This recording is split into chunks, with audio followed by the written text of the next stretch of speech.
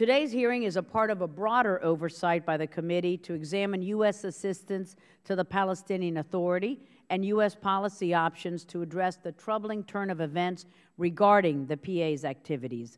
First, I would like to thank my friend and colleague, Mr. Shabbat, the chairman of the Subcommittee on Middle East and South Asia, for assisting us in elevating this hearing to the full committee.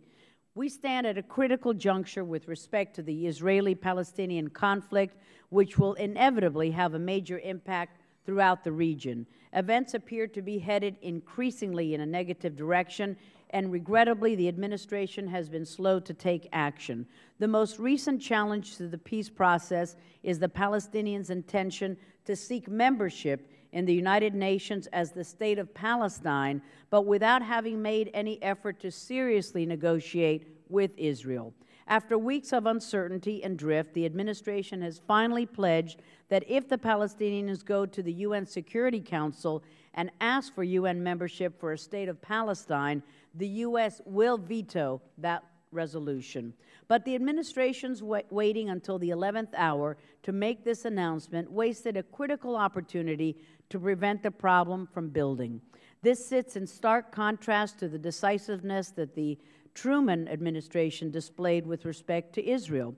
As Clark Clifford reportedly remarked to President Truman on the eve of Israel's independence, when much of the cabinet was arrayed against the decision to recognize the State of Israel, and I quote, "In an area as unstable as the Middle East, where there is not now and never has been any tradition of democratic government, it is important for the long-range security of our country and indeed the world that a nation committed to the democratic system be established there, on which we can rely.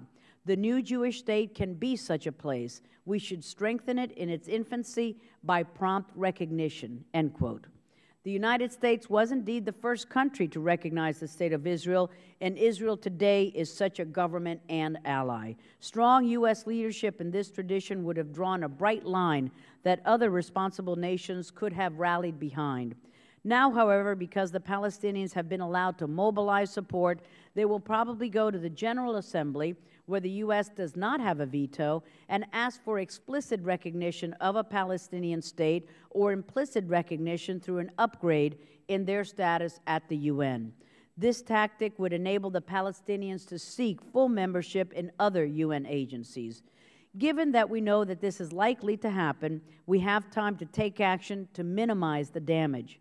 In 1989, Yasser Arafat's PLO tried to do the same thing that Abu Mazen's PLO is doing, seeking the de facto recognition of a Palestinian state from the UN through agencies like the World Health Organization. The PLO seemed assured of victory, and Israel seemed bound for international isolation. But then George Herbert Walker Bush, which is highly regarded, his administration to this day, for its success in multilateral diplomacy, made a bold pledge. The U.S. would withhold funding to any UN entity that granted membership or any upgraded status to the PLO. The PLO scheme was stopped dead in its tracks.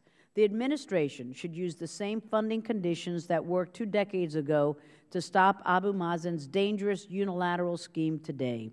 This controversy regarding unilateral statehood reflects a broader failure by the Palestinian leadership to meet their obligations. They continue to engage in anti-Israel incitement and to glorify violent extremism.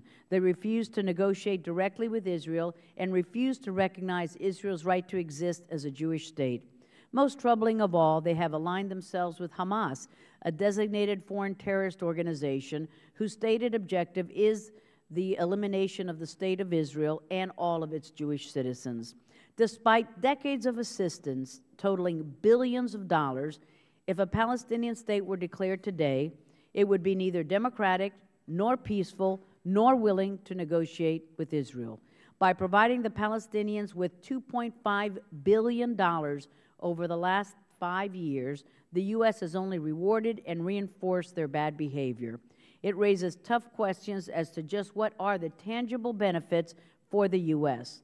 or for lasting peace and security between Israel and the Palestinians, or derived from decades from assistance provided by United States taxpayers. Palestinian leaders are not going to make the tough decisions and change their ways unless compelled to. If progress is to be made, the administration must stop looking for ways to circumvent requirements that the PA must meet certain criteria before they can receive U.S. aid.